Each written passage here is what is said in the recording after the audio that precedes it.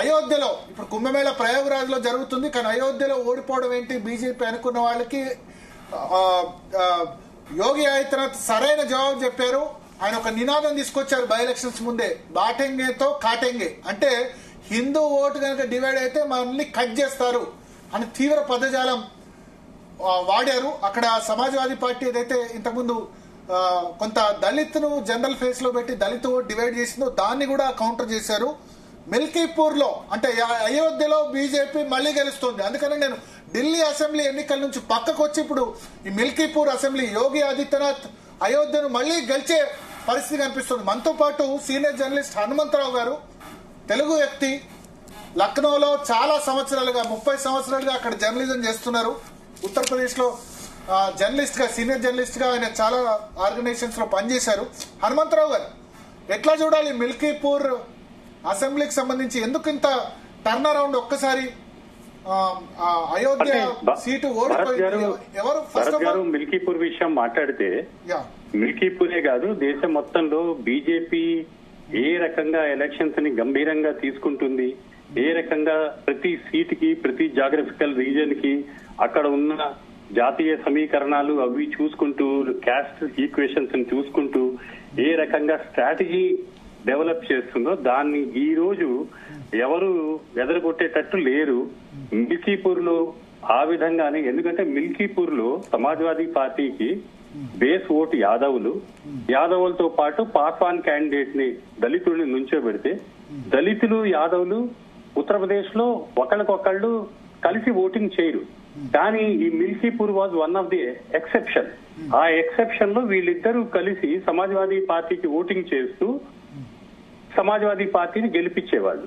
BJP strategy పరంగా ఒక same caste Chandrababu Paswan ని, ఈయన కూడా పాస్వాన్, ఆయన కూడా పాస్వాన్ ని అక్కడ నుంచోబెట్టి అందరికంటే ముందర పాస్వాన్ ఓట్లలో స్ప్లిట్ తీసుకొచ్చింది. రెండోది, అక్కడ అయోధ్య నుంచే రామచంద్ర యాదవ్ అని ఒక ఇన్ఫ్లుయెన్షియల్ బీజేపీ ఎమ్మెల్యే ఉన్నారు. అతన్ని మిల్కీపూర్ కి ఛార్జ్ ఇచ్చి అతన్ని దింపారు. అతను యాదవ్ ఓట్లలో కనీసం ఒక 40% డెంట్ చేశాడు. సమాజ్వాదీ పార్టీ ఓట్లలో ఒక 40% ఓట్లను డెంట్ చేశాడు. సో ఈ పాస్వాన్ ఓట్లలో ప్లస్ యాదవుల ఓట్లలో భారీ డెంట్ అవటం మూలకంగా ఈ సీట్ ని ప్రస్తుతం సమాజ్వాదీ పార్టీ వెనక నడుస్తోంది. తెలిసి కంఫర్టబుల్ మెజారిటీతో బీజేపీ గెలుస్తుందని అనుకుంటున్నాను. మిగిలిన రౌండ్లలో కూడా 30 రౌండ్లలో ఇప్పుడు ఎలక్షన్ కమిషన్ స్టాటిస్టిక్స్ ప్రకారం కేవలం 12 రౌండ్లే కంప్లీట్ అయ్యాయి. కానీ 12 రౌండ్లోనే మెజారిటీ 34,000 ఉంది. ఈ లెక్కను చూస్తే 30 రౌండ్లు ఇదే మెజారిటీ కంటిన్యూ అయితే 75,000 ప్లస్ మెజారిటీ బీజేపీకి వస్తుంది. అక్కడ 75,000 దీన్ని మనం ఈ రకంగా క్యాల్కులేట్ చేసుకుంటాం అనేది నేను కొద్దిగా I have my own doubts. But ఏంటంటే, ఎందుకంటే కొన్ని సెగ్మెంట్స్ లో సమాజ్వాదీ పార్టీ స్ట్రెంత్ ఎక్కువ ఉంటుంది, కొన్ని సెగ్మెంట్స్ లో బీజేపీ స్ట్రెంత్ ఎక్కువ ఉంటుంది. So it is just not the question of arithmetics. దీంతో పాటు ఏంటంటే కెమిస్ట్రీ కూడా ఇన్వాల్వ్ అయి ఉంటుంది. కాబట్టి ఏ బాక్సులు ఎప్పుడెప్పుడు తెరుస్తారో అక్కడ ఎవరి స్ట్రెంత్ 100% గెలుపు కారణం. దానికి ఒక చాలా పెద్ద ఇదేంటంటే, యోగి ఆదిత్యనాథ్ దీన్ని ఆయన ప్రతిష్ట కింద తీసుకున్నారు. అయోధ్య సీట్ ఓడిపోవటం అనేది that was a big blot on him. So he did that he should win Milkipur. And of course Samajwadi party వాళ్ళు చాలా అలిగేషన్స్ కూడా పెట్టారు, చాలా బూత్ లో వాళ్ళ ఓటర్స్ ని రానివ్వకుండా చేశారు, ఇవి అవి అని.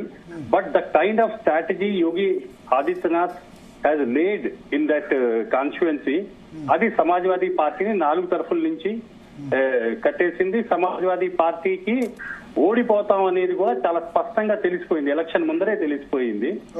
అండ్ నాకు తెలిసి రిజల్ట్స్ మీరు చెప్తున్నట్టుగా భరత్ గారు, ఇది బీజేపీ ఫేవర్ లోనే వస్తుంది. It is going to be a big win of Yogi Adityanath.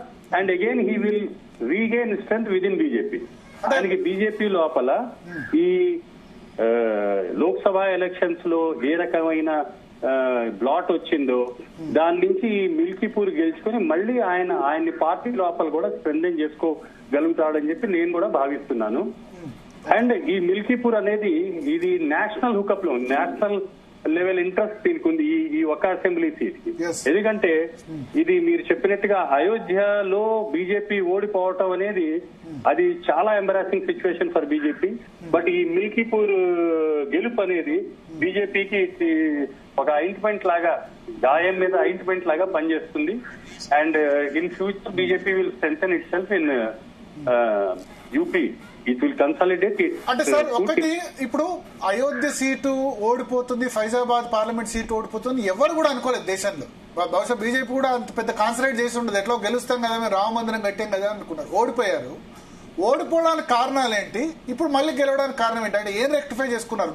Maybe local issues కారణంగా ఓడిపోయి ఉంటది కదా.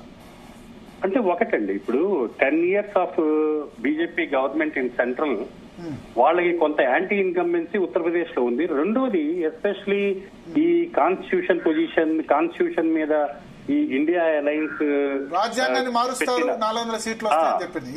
అందులో ఎస్పెషలీ అప్పుడు అయోధ్య ఎంపీ లల్లు సింగ్ కూడా మాకు 400 సీట్లు కావాలి, లేకపోతే మేము ఎట్లా కాన్స్టిట్యూషన్ ని మార్చగలుగుతాము, కాన్స్టిట్యూషన్ ని మార్చాలి కాబట్టి మాకు 400 సీట్లు ఇవ్వండి అనే వక్తవ్యం లల్లు సింగ్ అయోధ్య ఎంపీ ఇచ్చాడు అప్పుడు. దాని ప్రభావంతో మొత్తం దళిత వర్గాలు, బ్యాక్వర్డ్ వర్గాలు ఇవన్నీ Samajwadi party India alliance candidate కి అజిత్ ప్రసాద్ కి అవధేష్ ప్రసాద్ కి కంప్లీట్ సపోర్ట్ చేసింది. దాని మూలంగా vote Dalit vote out right గా పడింది. అవుట్ సైడ్ గా యాదవ్, దళిత్, అదర్ బ్యాక్వర్డ్స్ ఇవన్నీ అవధేష్ ప్రసాద్ కి పడేసరికి అతను ఎంపీ సీట్ గెలుచుకున్నాడు అక్కడి నుంచి. కానీ ఆ తర్వాత ఇప్పుడు అంటే రామ మందిరానికి సంబంధించి కూడా ఇది ఎక్స్పాన్షన్ సందర్భంగా చాలా మంది నిర్వాసితులైనారు, ఈ వాళ్ళకి పరిహారం సరిగ్గా ఇవ్వలేదన్నారు. అట్లాంటి ఇష్యూస్ ఏమైనా ఉన్నాయా? అటువంటిది కూడా ఉంది సార్, అది కూడా ఒక కీలకమైన కారణమే. కానీ ఆ కారణాల కంటే ఎక్కువ ఈ కాన్స్టిట్యూషన్ ని మారుస్తారు అనే విషయం ఆ బ్యాక్వర్డ్ కమ్యూనిటీ దళితులకి వీళ్ళకి బాగా జనరల్ సీట్ లో దళితుడిని నిలపడం వల్ల దళితులు అవుట్ రైట్ గా కూడా సమాజ్వాదీ పార్టీకి అప్పుడు వేశారు ఓటు. అవును, ఫైజాబాద్ జనరల్ సీటే కదా. ఫైజాబాద్ జనరల్ సీట్ లో దళితు పెట్టడం వల్ల. సో ఇప్పుడు దాని కౌంటర్ గా ఈ యోగి ఏదైతే నినాదం తీసుకొచ్చారో బాటెంగేతో కాటెంగే, ఇది బటెంగేతో కటెంగే అనేది అంటే డివైడ్ గనక అయితే మనం కట్ అయిపోతాం అనే వచ్చారు. దాని ప్రభావం హిందూ కన్సల్టేషన్ లో ఉంది. దానికి ఎగనెస్ట్ గా వీళ్ళు ఏంటంటే ఈ కాన్స్టిట్యూషన్ అనేది తీసుకొచ్చి ఈ బ్యాక్వర్డ్ కమ్యూనిటీ అండ్ దళితులు వీళ్ళు కన్సాలిడేట్ చేసుకుంటున్నారు. ఇండియా అలయన్స్ వాళ్ళు, or Samajwadi party.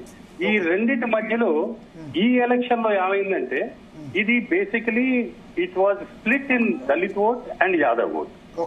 It was a very very very low level micro management of BJP. BJP చాలా బాగా మేనేజ్మెంట్ చేసుకుంది, వాళ్ళ ఓటర్స్ ని బయటికి తీసుకురాగలిగింది, other voters the slow down చేసింది అనే ఆరోపణలు కూడా వచ్చాయి. అవి కూడా చాలా వరకు సమాజ్వాదీ పార్టీ ఆరోపణలలో దమ్ముందని చెప్పి అక్కడ స్థానికులు చెప్పారు. సో ఈ micro management, page management, booth management, house management ఇవన్నీ చేసుకుంటూ, అంటే ఒక ఇంట్లో 10 ఓట్లు ఉంటే అందులో ఎన్ని ఓట్లు స్ప్లిట్ అవుతున్నాయి, ఎన్ని బీజేపీకి పడుతున్నాయి, ఎన్ని ఇతర పార్టీలకు వెళ్తున్నాయి అనే డేటా కూడా బీజేపీ దగ్గర ఉంటుంది.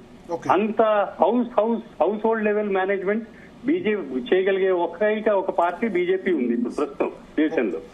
అదే ప్రభావం మీకు ఢిల్లీలో కనిపిస్తోంది, అదే ప్రభావం మీకు మిల్కీపూర్ లో కనిపిస్తుంది. మిల్కీపూర్ సంబంధించి ఇప్పుడు గెలవడం ద్వారా మీరు అన్నారు యోగి ఆదిత్యనాథ్ ఇక ఉత్తరప్రదేశ్ లో ఆయన స్టెబిలైజ్ అవుతారు. ఒక దశలో మొన్న పార్లమెంట్ ఎన్నికల్లో యూపీలో సరైన రిజల్ట్ రాకపోతే యోగిని చేంజ్ చేయొచ్చు సీఎం పదవికి అని కూడా వినిపించింది. అటువంటి దశలోంచి ఇప్పుడు మెజార్టీ కూడా పెరిగింది. ప్రస్తుతం 36,938 ఓట్లు, 13 రౌండ్ కంప్లీట్ అయింది. రౌండ్ కి మెజార్టీ పెరుగుతోంది.